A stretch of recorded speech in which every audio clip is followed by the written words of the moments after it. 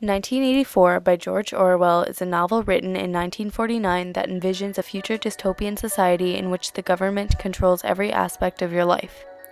No action or even thought is your own.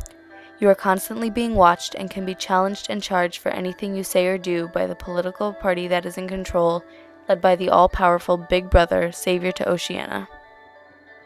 Orwell conveyed a very strong view in the book, corresponding to his opinion on the events going on worldwide during the time of 1984's publication. During the mid-1900s, the fear of communism was spread throughout America and many European countries. Russia and China had become communist governments, and Orwell used an allegorical character to represent the head of the Russian government, Joseph Stalin. Orwell was very anti-communist and used his book as a powerful and frighteningly realistic message of what the future would become if the rest of the world joined the communist movement. In 1981, a family in Jackson, Florida challenged Orwell's 1984 and pursued the banning of the book. Although the reasoning is understandable as to why some people would wish the book to be banned, I do not agree. Despite the extremely anti-communist message sent by Orwell in the book, some people believed the book to actually be pro-communist and considered it too dangerous for their children to be reading in schools. Animal Farm, another of Orwell's works, was banned for the same reason. The book also contained explicit sexual matter and violence, which was also a reason that it was criticized. When Orwell wrote this book, he intended it to be read by adults in hopes of changing or reinforcing their views on communism.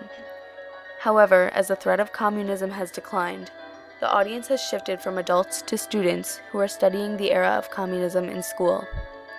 This book is commonly taught today to emphasize how disturbing the thought of totalitarianism was to democratic societies. 1984 is filled with historic allusions. Orwell depicts many aspects of the corrupt Russian government in his book using different names and contexts.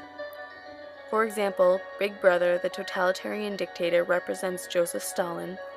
Emanuel Goldstein, the scapegoat villain, represents Leon Trotsky. The Thought Police represent the Bolsheviks. And the Times, the informative media source, represents the Russian newspaper Pravda. The Russian government was known for using propaganda in the media to alter the opinions of Russian citizens, which Orwell also clearly demonstrates in his writing. He took a 25-cent piece out of his pocket. There too, in tiny clear lettering, the same slogans were inscribed, and on the other face of the coin, the head of Big Brother. Even from the coin, the eyes perused you. On coins, on stamps, on the covers of books, on banners, on posters, and on the wrapping of a cigarette packet, everywhere. Always the eyes watching you and the voice enveloping you. Asleep or awake, working or eating, indoors or out of doors, in the bath or in bed, no escape.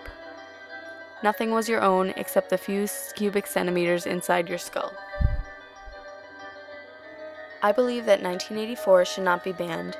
It is a piece of literature that demonstrates the heavily opinionated views of an individual who is facing the communist crisis, and I believe it should be read in books as a historical source. It is very important in understanding the extreme opposition that some people had about communism. It's ironic that this book would be banned because in the book, the ruling power prevented the publishing or sharing of any individual ideas, and all the media was filtered through the government. Banning 1984 is ironic because it is following the same principles of the corrupt government in the book. 1984 is an extremely historical piece of literature, and it should not be prevented from being read.